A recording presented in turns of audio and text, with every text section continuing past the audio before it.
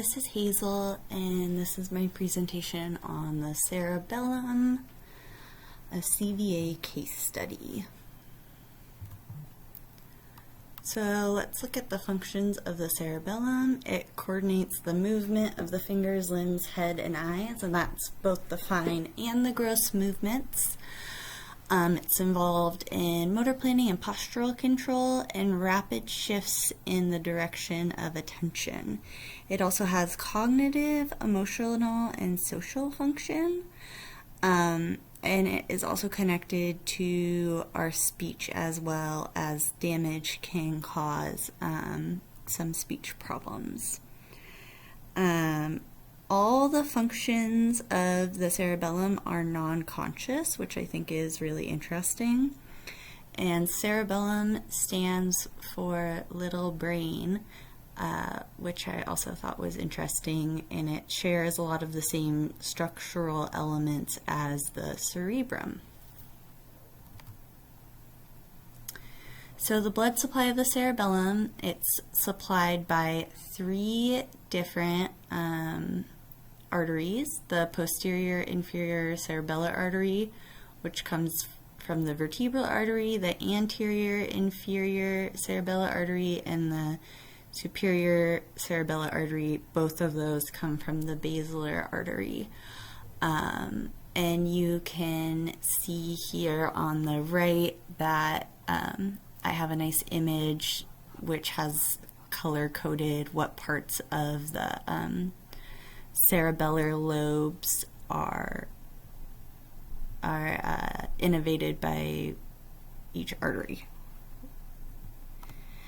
And moving on to the pathways, the tracks of the cerebellum. So first we're going to do we're going to look at the high accuracy pathways. That's the posterior spinocerebellar, and that transmits proprioceptive information from the lower limbs and lower trunk up to the cerebellum. Again, this is all non-conscious. Then we have the cuneocerebellar, which again gives proprioceptive information from the neck, upper limbs, and upper one half of the trunk. You can see that here.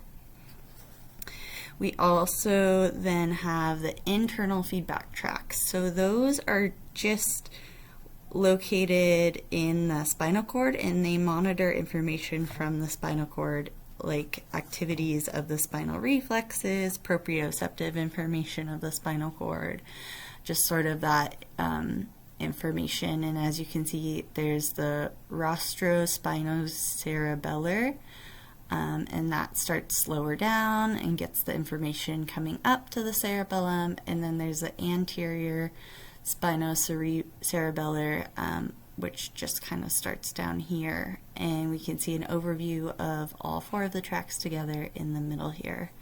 And this is from the Lundy-Ekman text. So we're going to move on to our case study, looking at an occupational profile of Bob. Bob is a 72-year-old man, and he lives with his wife and small dog. They have never had children. He's a retired Vietnam veteran, and he worked as an accountant afterwards until retirement. He lives in a single-level ranch-style home with his woodworking studio workplace in the basement. There's a pretty steep set of stairs going down to the basement, but the house itself just has a couple stairs up to the entrance.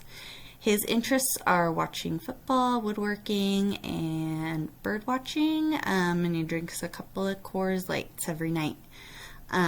His main supports in his life are his wife and his veteran friends. So Bob presents at the emergency department with nausea, dizziness, headache, ataxia, and poor trunk control. Fortunately, his wife had the BFAST scale hanging on their fridge and realized quickly that his symptoms were a sign of a stroke. So she dialed 911 at about 7:48 p.m. that night. He was taken to the hospital at 8:43 p.m. A CT and blood was taken by 8:55 p.m. and an ischemic stroke was located in the furunculum duralar of the cerebellum. So that's one of the bottom lobes there of the cerebellum. And that lobe gets its blood supply from the anterior inferior cerebral artery, so we can assume that may be where the stroke was located. And we have this lovely picture of medical professionals here helping Bob, and they're totally not the wrong kind of medical professionals.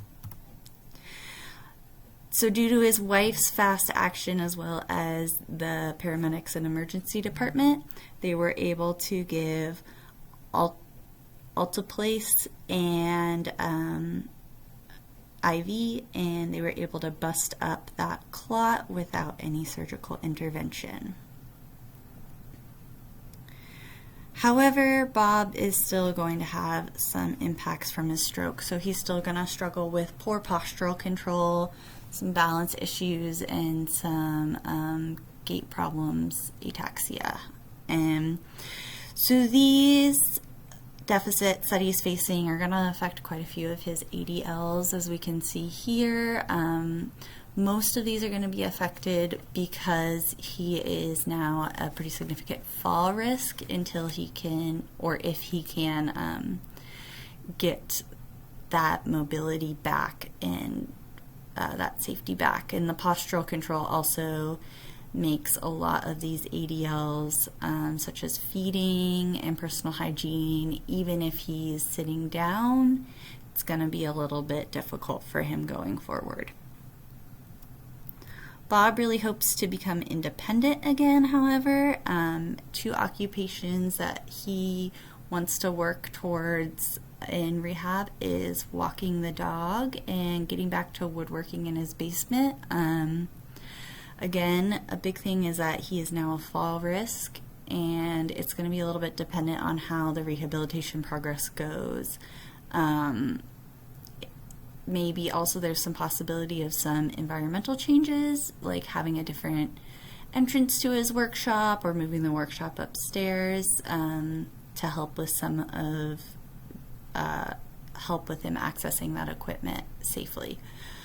Again, his wife will continue to be in a support though, and we have a hopeful outlook for Bob.